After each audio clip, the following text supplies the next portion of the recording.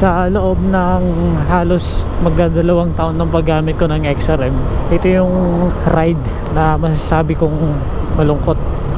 Na mga nakaraang video natin, lagi tayong nagbabanggit tayo ng tungkol dito sa ating motor.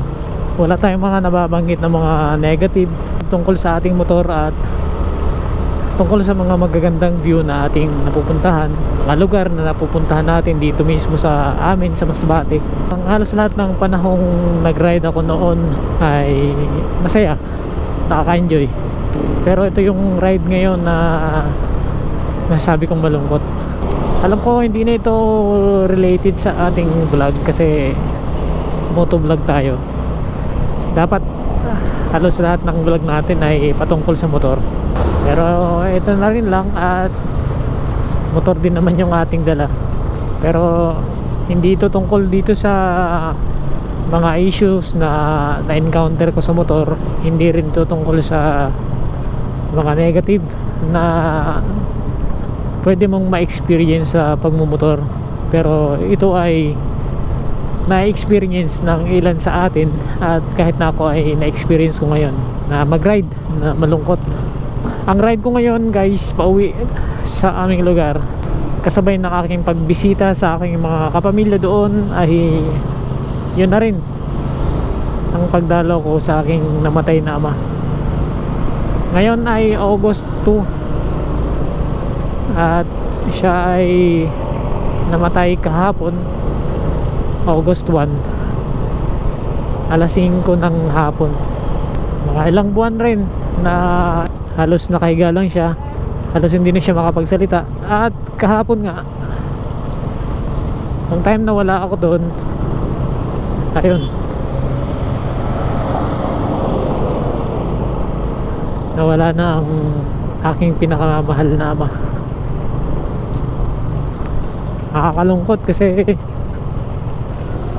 di ba, iba yung pakaramdam eh. Pero kahit na ganun, syempre mahirap, masakit. Wala tayong magagawa eh. Kung sa motor na namatay ang makina, madali lang natin ayusin. Pero yung tao na namatay, mahirap yun. Hindi lang basta mahirap, masakit din yung epekto sa mga kapamilya.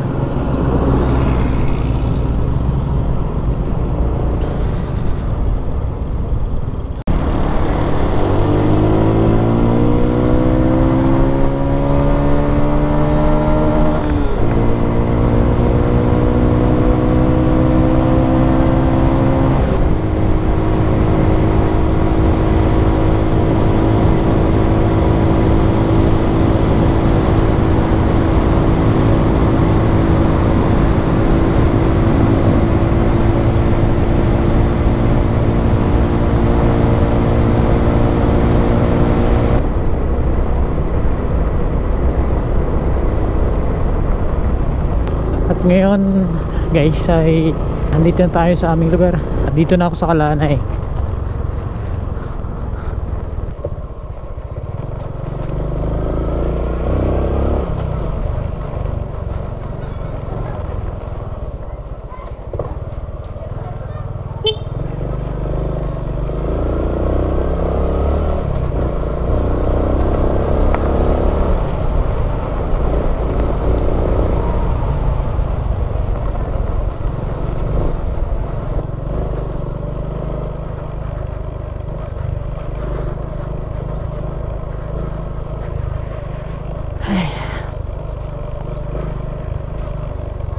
Hirap pala kapag ganito guys, no?